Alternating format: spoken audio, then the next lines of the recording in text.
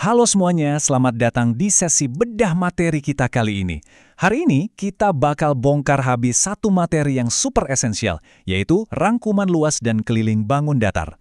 Coba deh anggap sesi ini kayak kotak perkakas matematika andalan kalian buat naklukin berbagai bentuk dua dimensi. Kita nggak bakal sekedar ngafalin rumus buta di sini ya, kita bakal bener-bener pahamin gimana sih cara kerjanya. Nah, ini dia peta jalan kita hari ini. Biar kebayang, kita mulai dari konsep luas dan keliling, terus masuk ke rumus dasar, lanjut ke rumus lanjutan, dan terakhir pastinya kita bakal langsung coba praktekan lewat contoh penerapan. Oke, langsung aja kita masuk ke bagian pertama, konsep luas dan keliling. Ini fondasi intinya ya. Biar kalian nggak pernah ketukar lagi antara dua konsep ini, mari kita perjelas. Bayangin aja, keliling itu kayak sebuah pagar. Keliling itu batas luarnya, yang dihitung dengan menjumlahkan panjang seluruh sisi yang mengelilingi bangun tersebut. Terus gimana dengan luas? Luas itu ibarat karpetnya. Ini adalah besar daerah atau ruang aktual yang ada di bagian dalam batas tersebut. Jadi simpelnya, keliling itu garis luar, luas itu isinya. Jelas banget kan bedanya? Biar kerjaan kita lebih gampang, kita bakal pakai struktur yang rapi banget dari dokumen sumber kita nih. Kita bagi kotak perkakas kita jadi 3 bagian utama. Nama bangun datarnya apa? Rumus luas buat ngitung ruang di dalamnya, dan rumus keliling buat ngukur panjang batas luarnya. Dan ini dia kunci utama kita hari ini. Tabel lengkap yang merangkum keseluruhan 16 rumus bangun datar. Iya, saya tahu. Lihat tabel padat yang isinya kombinasi huruf dan angka kayak gini sekaligus tuh emang lumayan bikin pusing. Tapi tenang aja, kita nggak bakal nelen ini semua mentah-mentah kok. Saya janji, kita bakal bedah ini baris demi baris, sampai semuanya jadi benar-benar masuk akal buat kalian. Yuk kita melangkah ke bagian 2, rumus bangun datar dasar. Kita awali dari 2 bentuk yang pasti udah sering banget kalian temuin, persegi dan persegi panjang.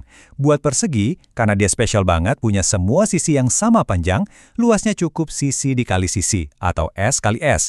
Nah, coba deh perhatiin kelilingnya, yang ditulis 4S. Masih ingat analogi pagar kita tadi? Karena persegi punya 4 sisi yang sama panjang, kita tinggal pakai jalan pintas saja. 4 dikali sisinya. Persegi panjang juga gitu, luasnya panjang dikali lebar. Dan buat kelilingnya, daripada capek-capek nambahin panjang tambah lebar tambah panjang tambah lebar, rumus ini ngasih kita jalan pintas brilian, yaitu 2 dikali penjumlahan dari panjang ditambah lebar. Logis banget kan? Selanjutnya ada segitiga dan lingkaran. Luas segitiga itu setengah dikali alas dikali tinggi. Dan untuk kelilingnya, lihat deh betapa ini kembali ke konsep awal kita tadi. Cukup jumlahkan semua sisi, sesederhana itu. Tapi, coba lirik bagian lingkaran. Ini kan bentuk yang nggak punya sudut. Lingkaran ngenalin kita sama variabel spesial, yaitu konstanta pi. Luasnya jadi pi dikali r kuadrat, dan kelilingnya 2 dikali pi dikali r. Hadirnya si pi ini benar-benar bikin ngitung bentuk melengkung jadi kerasa beda dan seru. Oke, mari kita naik level ke bagian 3, rumus bangun datar lanjutan. Di kategori lanjutan ini, pertama kita punya jajar genjang dan trapesium. Jajar genjang itu secara konsep ibarat persegi panjang yang didorong dari samping sampai bentuknya jadi agak miring. Makanya luasnya juga mirip-mirip, alas dikali tinggi. Kelilingnya pun masih pakai logika jalan pintas yang sama, 2 dikali penjumlahan sisi A ditambah sisi B. Terus kita ke trapesium. Luasnya emang kelihatan agak ribet ya. Setengah dikali jumlah sisi yang sejajar, yaitu A ditambah B, baru dikali tingginya. Tapi coba lihat keliling trapesium. Nggak ada rumus aneh-aneh di sana. Aturannya tetap balik ke yang paling simpel. Jumlahin aja semua sisinya. Nah, ini dia nih bagian yang menggambarkan pola cantik di matematika yang sering banget kelewatan. Coba cermati belah ketupat sama layang-layang. Ada yang sadar kesamaan yang paling mencolok? Betul banget. Rumus luas mereka berdua tuh bener-bener identik. Keduanya sama-sama pakai setengah dikali diagonal 1 dikali diagonal 2. Padahal kalau kita lihat batas luarnya kan beda. Keliling belah ketupat mirip persegi, yaitu 4S, sedangkan layang-layang mirip persegi panjang, 2 kali A tambah B. Tapi cara kita ngukur karpet di dalamnya sama-sama pakai 2 garis diagonal yang saling bersilangan. Menarik kan? Wah, sekarang daftar di kotak perkakas kita udah lengkap nih. Tapi muncul satu pertanyaan penting. Gimana sih cara kita pakai rumus-rumus ini? Tahu teorinya emang bagus, tapi bisa benar-benar ngaplikasiin angka-angkanya langsung di lapangan, itu baru skill yang mahal. Jadi langsung aja kita masuk ke bagian 4, contoh penerapan rumus. Waktunya eksekusi. Yuk kita naikin sedikit energinya. Anggap aja soal-soal contoh ini kayak misteri kecil yang harus kita pecahkan bareng-bareng. Kita mulai dari kasus pertama. Langkah pertama, kenali bentuknya.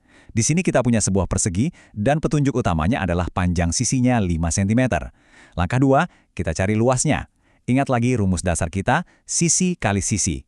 Tinggal masukin aja angkanya, jadi 5 dikali 5. Langkah 3, cari kelilingnya. Kita pakai rumus jalan pintas keliling persegi tadi, 4 dikali sisi, berarti 4 dikali 5. Terstruktur banget kan cara kerjanya? Dan boom! Ini dia solusi misteri pertama kita. Luasnya terpecahkan di angka 25 cm persegi.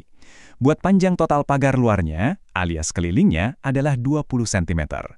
Ngelihat gimana angka-angka ini bisa pas banget sama rumus dasar kita tuh rasanya memuaskan banget ya. Nah, yang bikin kasus kedua ini beda adalah gimana kita nangani dua dimensi yang nggak sama ukurannya. Langkah 1, kita punya persegi panjang dengan panjang 8 cm dan lebar 4 cm. Langkah 2, buat nyari luas, kita kalikan panjang sama lebarnya, jadi 8 dikali 4. Nah, buat langkah 3, kelilingnya, kita langsung aja masukin ke rumus pinter kita, 2 dikali jumlah dari 8 ditambah 4. Tinggal hitung cepat, dan ini dia hasilnya. Luasnya dapat 32 cm persegi. Terus buat kelilingnya, selesain dulu yang di dalam kurung, yaitu 12, baru kalikan 2. Hasilnya 24 cm. Perkakas kita benar-benar kerja maksimal nih. Oke, sekarang kita hadapan sama yang sering saya sebut sebagai bos terakhir hari ini, si lingkaran. Langkah 1, jari-jarinya 7 cm. Langkah 2, nyari luas. Rumusnya kan pi dikali r dikali r. Karena jari-jarinya 7, ini adalah momen paling sempurna buat pakai nilai pi 22/7. Jadi, 22/7 dikali 7 dikali 7. Langkah 3, keliling. Rumusnya 2 dikali pi dikali r, yang berarti 2 dikali 22/7 dikali 7. Percaya deh, pakai pecahan 22/7 di sini bikin matematikanya mulus banget. Mari kita buktikan. 7 yang di bawah langsung coret aja sama 7 yang di atas. Luasnya tinggal sisa 22 dikali 7, dan dapatlah 154 cm persegi. Buat kelilingnya, sekali lagi, coret 7-nya. Tinggal sisa 2 dikali 22. Jawabannya 44 cm. Wah, kalian baru aja naklukin perhitungan lingkaran tanpa keringet sedikit pun. Luar biasa! Intinya nih ya, materi yang kita bedah hari ini bukan cuma sekedar deretan teks dan rumus yang mati di atas kertas. Ini ibarat kacamata baru yang bisa kalian pakai buat ngeliat dunia. Sebelum kita benar-benar selesai, saya punya satu tantangan nih buat kalian. Coba deh, berhenti ngeliatin layar sebentar, terus perhatiin sekeliling ruangan kalian. Ada bangun datar apa aja yang ngumpet di situ? Mungkin jendela persegi panjang? Ubin lantai yang persegi? Atau jangan-jangan meja bundar? Kalau kalian harus ngukur luas karpetnya atau panjang tepiannya, gimana cara kalian pakai perkakas yang baru aja kita pelajarin tadi? Yuk, bawa matematika ini ke dunia nyata. Terima kasih banget udah nemenin di sesi bedah materi yang super seru ini. Dan teruslah mengeksplorasi ya. Sampai jumpa!